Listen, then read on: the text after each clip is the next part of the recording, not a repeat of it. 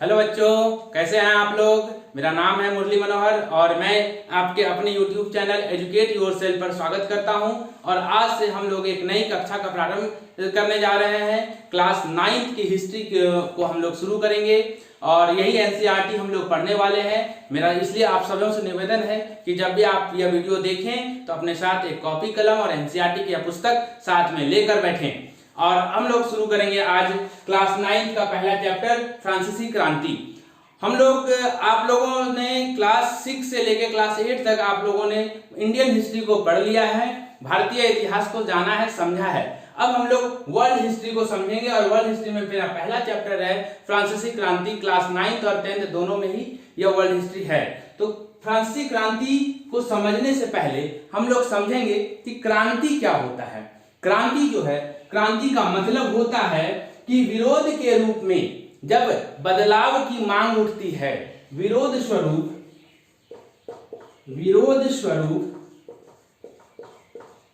बदलाव की मांग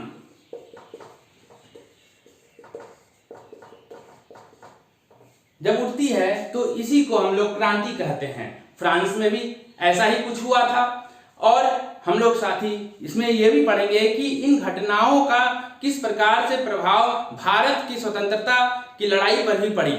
ये घटनाएं क्यों हम लोगों के लिए भी इंपॉर्टेंट है, इसलिए हम लोग इस चैप्टर को पढ़ेंगे। आज से शुरू करते हैं और पहला जो आपका पैराग्राफ है वो यह है कि 14 जुलाई 1789 की सुबह पेरिस में आतंक का माहौल था। सम्राट ने सेना को शहर में घुसने का आदेश दे दिया। अफवाह थी कि वह सेना को नागरिकों पर गोली चलाने का आदेश देने वाला है। लगभग 7,000 मर्द और औरतें टाउन हॉल के सामने एकत्र हुए और उन्होंने एक जन सेना का गठन करने का निर्णय किया। हथियारों की खोज में वे बहुत से सरकारी भवनों में जबरन प्रवेश कर गए। एक्चुअल में दोस्तों कि यह जो कहानी का शुरुआत है ये कुछ साउथ इंडियन मूवी की तरह है। पहले क्लाइमेक्स को बताया गया है कि बास्टिल का एक जेल है जहां लोग इकट्ठा हुए हैं उसे तोड़ने के लिए, और फिर वहां के बाद से अगले चैप्टर में हम लोग फ्रांसीसी क्रांति का पूरा इतिहास जानेंगे। इसका बैकग्राउंड क्या था, क्या उसका सामाजिक स्थिति था, क्या उसके राजा का स्थिति था और क्या वहां के जनता का स्थिति था। ये जो शुरुआती पेज है फ्रांसीसी क्रांति का, पेज नंबर 1, ये कुछ साउथ के क्लाइमेक्स मूवी की तरह है कि स्टार्ट होता है, हीरो को घसीट के ले जाया जा रहा होता है और वो बोलता है और वो अपनी कहानी शुरू करता है। ये कुछ उसी प्रकार से है, इसलिए आप लोग कंफ्यूज ना हो। हालांकि बात हो रही है 14 जुलाई, तो 14 जुलाई को फ्रांस की क्रांति की शुरुआत हुई थी। फ्रांस की क्रांति की शुरुआत हुई है 14 जुलाई 1789। स्थान कहाँ है? बास्टिल का जेल, बास्टिल का और जेल। एक्चुअल में हुआ क्या था कि सेना जो है, सम्राट की सेना वहां पर घुस गई थी और एक अफवाह फैल गई। जब सेना घुसी, ये अफवाहें क्रांतियों में बड़ी काम करती है दोस्तों।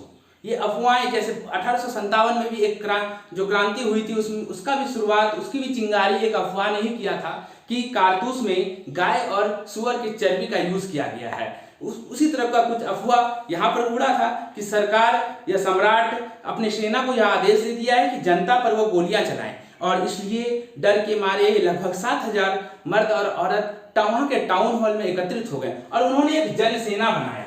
क्या बनाया? जन सेना। एक ऐसी आर्मी जो कॉमन लोगों की थी, एक ऐसी आर्मी जो कॉमन लोगों की थी। अब सेना बनाया तो उन्हें हथियार चाहिए लड़ने के लिए, तो इसलिए वो लोग हथियार की खोज में सरकारी बिल्डिंगों पर जबरन प्रवेश करने लगे और अंततः वो सभी लोग चले गए बास्टिल का जेल। बास्टिल का जेल में हालांकि केवल 7 कैदी ही थे, केवल 7 कैदी ही थे और 7 कैदियों को छुड़ा लिया गया और वहां पर हथियारों को लूट लिया गया। तो कारण ये है कि केवल 7 कैदी को छुड़ाने के लिए वहां गया था। क्या बात था कि वहां पर सब जनता एकत्रित हुई, क्यों लोगों को बास्टिल के जेल से इतनी नफरत थी? आगे के पैराग्राफ में हम लोग उस बात को समझेंगे। अंततः सैकड़ों लोगों का एक समूह पेरिस नगर की पूर्वी भाग की ओर चल पड़ा और बास्टिल किले की जेल को तोड़ डाला, जहां भारी मात्रा में गोला बारूद मिलने की संभावना थी। हथियारों पर कब्जे की इस सशस्त्र लड़ाई में बास्टिल का कमांडर मारा गया। कौन मारा गया दोस्त? बास्टिल का कमांडर, बास्टिल जेल का जो कमांडर था, जो जेलर था, वो मर गया। और ये जो है, हालांकि यद्यपि उनकी संख्या केवल 7 थी, सम्राट की निरंकुश शक्तियों का प्रतीक होने के कारण बास्तिल किला लोगों की घृणा का केंद्र था। क्यों लोगों ने यहाँ तोड़ा? क्योंकि यह सम्राट की निरंकुश शक्तियों का प्रतीक था, यहाँ सम्राट की मनमानी का यह प्रतीक था। और जब आप लोग भी ऐसा करते होंगे, कभी कोई सोसाइटी के अंकल अच्छे नहीं लगते होंगे तो उनकी गाड़ी का हवा निकाल देते होंगे। यही दोस्तों वहां पर भी हुआ कि सम्राट का, चूंकि वह निरंकुश शक्तियों का प्रतीक था, इसलिए जो है उन लोगों ने वो सम्राट को एक मैसेज देना चाहते थे कि अब हम तुम्हारे अंडर नहीं रहना चाहते हैं, ये मैसेज था। और तो हम लोग यहाँ पर ये 2 पैराग्राफ में कुछ प्रश्न बनते हैं। पहला प्रश्न है कि फ्रांस की क्रांति कब हुई? फ्रांस की क्रांति कब हुई? तो इसका जवाब होगा 14 जुलाई 1789। उसके बाद यह कहां से हुई? फ्रांस की क्रांति की शुरुआत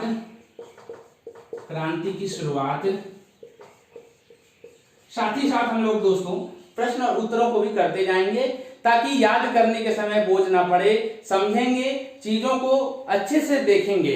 तो फ्रांस की क्रांति की शुरुआत कहां से हुई? कहां से हुई? तो आंसर होगा, उत्तर होगा बास्तील का किला।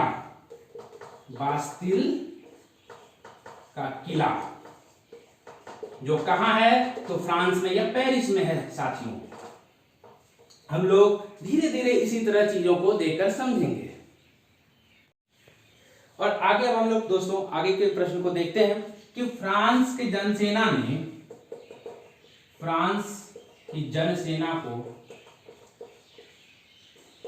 को बास्तील के किले से इतनी नफरत क्यों थी? तो इसका उत्तर होगा साथियों कि फ्रांस की जनसेना या फ्रांस की जनता, क्योंकि बास्तील का किला, क्योंकि मैं आधा से यह प्रश्न लिख रहा हूं दोस्तों, आप लोग एग्जाम में ऐसा ना करें, आप लोग एग्जाम में पूरा प्रश्न ऐसे ही लिखें कि फ्रांस की जनसेना को बास्तील के किले से इतनी नफरत इसलिए थी क्योंकि बास्तील का किला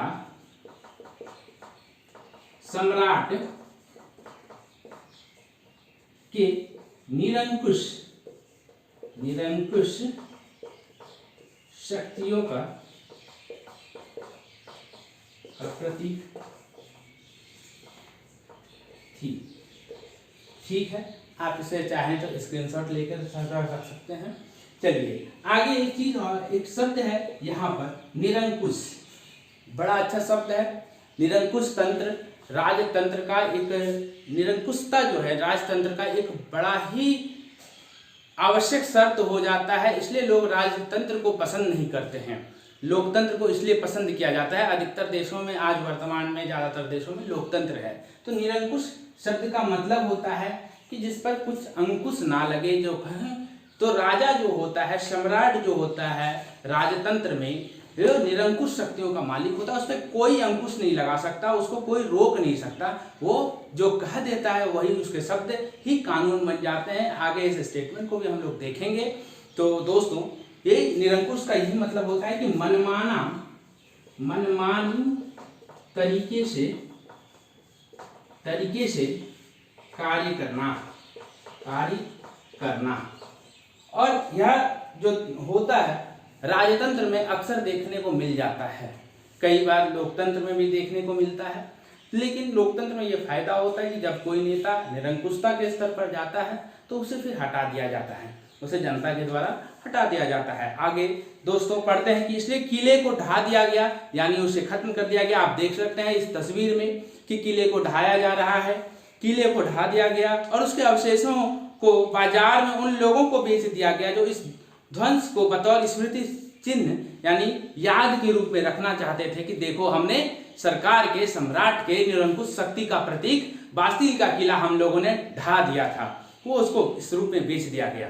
और इस घटना के बाद कई दिनों तक पेरिस तथा देश के देहाती क्षेत्र, व्हाट इज देहाती क्षेत्र साथियों? देहाती क्षेत्र का मतलब होता है कंट्री साइड, यानी जो शहरी एरिया होता है उससे थोड़ा हटकर जो ग्रामीण इलाका होता है, देहाती क्षेत्र तो होता है। इसका हम मोटे तौर पे कह सकते हैं कि ग्रामीण इलाका या जो शहर से दूर का इलाका है, ठीक है। और एक होता है नगरीय शहरी क्षेत्र, शहरी क्षेत्र, इसको जो है अर्बन एरिया कहते हैं। ये रूरल एरिया हो गया या कंट्री साइड हो गया, इसको हम लोग अर्बन एरिया कहते हैं। शहरी क्षेत्र में आधारभूत सुविधाएं ज़्यादा होती हैं, ग्रामीण क्षेत्र में आधारभूत सुविधाएं कम होती हैं। तो देहाती क्षेत्रों में संघर्ष हुए, अधिकांश जनता पावरोटी की महंगी कीमतों का विरोध कर रही थी। दोस्तों वहाँ पर महंगाई बहुत ज़्यादा बढ़ गई थी। आज भी आप देख सकते हैं विरोध जनता तभी करती है जब, और ये सब जहाँ पर सिस्टम खराब होता है वहाँ महंगाई बढ़ने शुरू हो जाता है। आप देख सकते हैं अपने पड़ोसी देशों में जो है पाकिस्तान की स्थिति भी देख सकते हैं किस प्रकार से वहाँ पर महंगाई अभी बढ़ते जा रही है, लोग सरकार का विरोध लगातार कर रहे हैं। तो विरोध, पावरोटी जैसी जो जरूरी चीज़ें हैं उनकी भी कीमत इतनी बढ़ गई कि जो है लोगों को मुश्किल हो गया, उनको विरोध करना पड़ गया।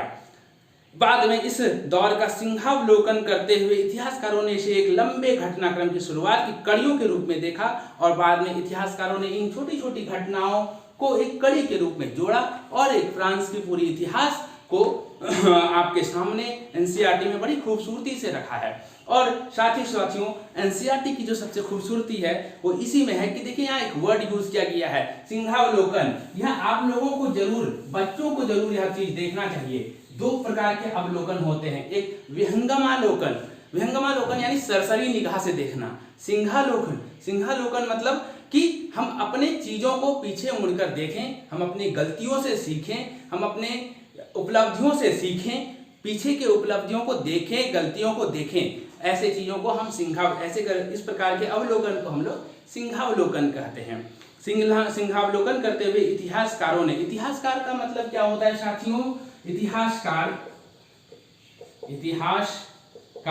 इतिहासकार one who rights a history, ठीक है, जो इतिहास को संजोने का काम करता है, जो इतिहास को पुनर्लेखन का काम करता है, जो रिसर्च करता है, जो पुरानी चीजों को खोज कर निकालता है, और उस व्यक्ति को हम लोग इतिहासकार कहते हैं, ठीक है।